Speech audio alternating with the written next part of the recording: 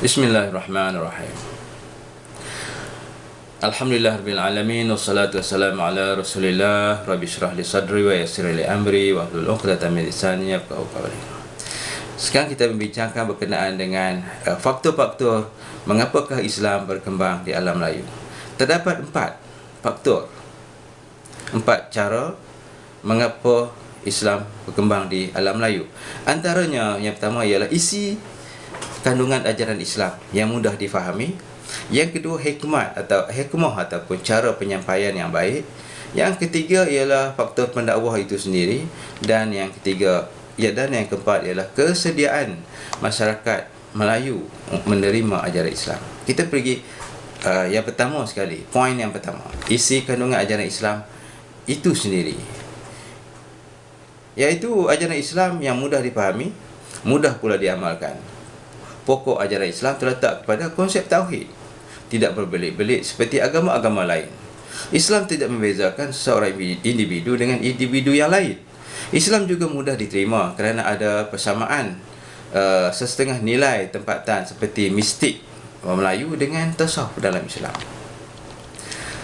Sementara metod penyampaian bergantung kepada surah An-Nahl ayat 125.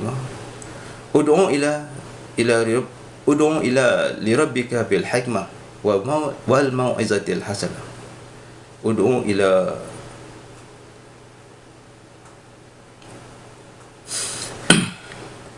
A'udzu billahi minasyaitonir rajim.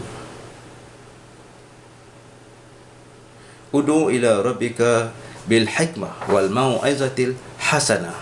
Serulah ke jalan Tuhanmu dengan hikmah bijaksana dan nasihat pengajaran yang baik.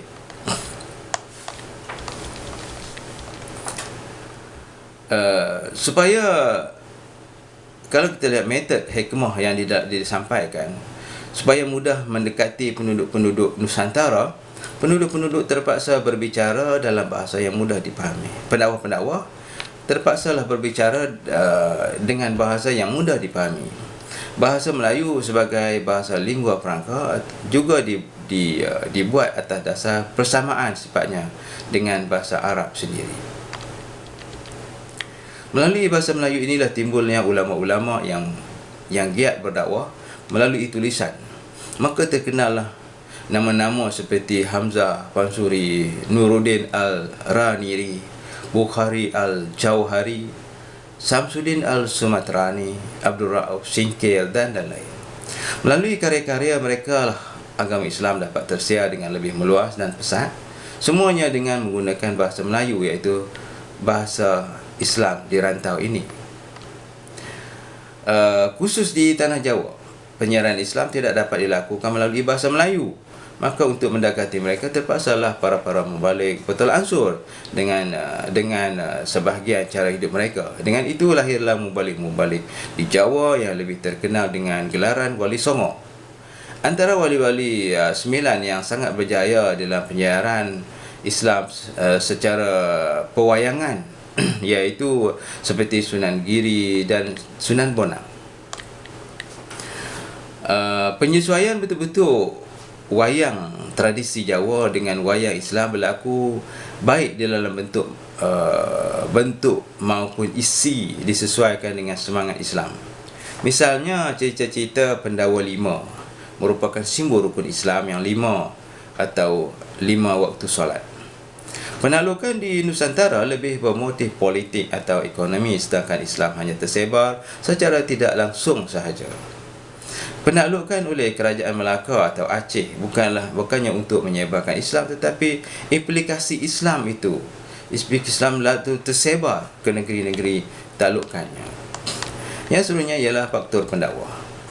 Islam adalah agama dakwah. Tugas berdakwah bukan hanya suatu pihak. Setiap Muslim wajib berdakwah sekadar kesanggupan.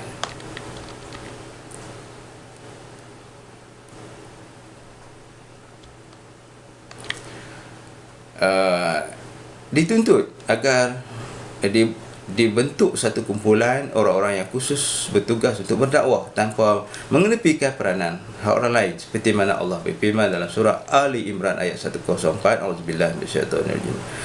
Wal takum minkum ummatun yad'una ilal khairi wa ya'muruna bil ma'ruf wa yanhauna 'anil munkar wa ulaika humul muflihun.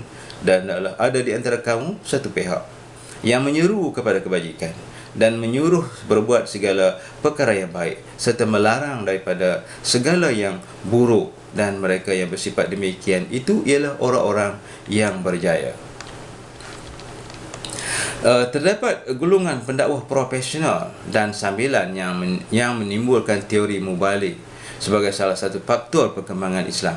Di antara pendakwah profesional seperti Syekh Ismail yang diutus khas oleh Syekh Makkah ke Sumatera, Said Abdul Aziz, seorang makdum dari Jeddah yang mengislamkan para miswara, Syekh Abdullah Yamani, seorang ulama Mekah yang mengislamkan Raja Kedah, dan sebagainya.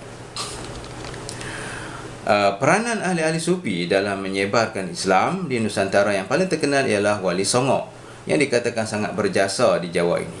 Terdapat para pendakwah yang juga berperanan sebagai pendakwah. Hubungan perdagangan yang erat antara Jawa dengan Melaka. Selain itu, hubungan inilah yang menimbulkan semacam anggapan bahawa tanah Jawa diislamkan oleh Melaka.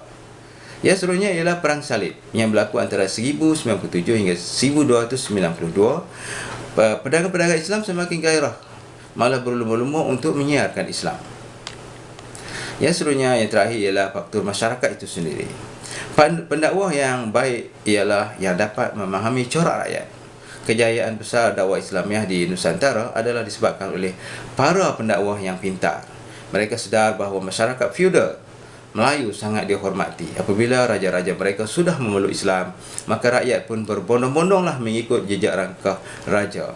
Faktor perkahwinan di raja juga sangat berkesan dalam menyalurkan Islam ini.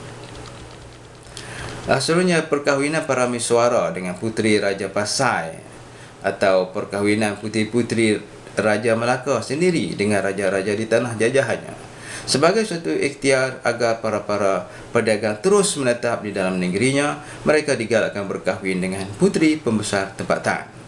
Walaupun motif ekonomi, tetapi implikasinya sangat penting dari segi perkembangan Islam. Walau bagaimanapun, faktor hidayah itulah yang menentukan segala-galanya. Sekian saja, wabillahi taufiq wal hidayah. Assalamualaikum warahmatullahi wabarakatuh.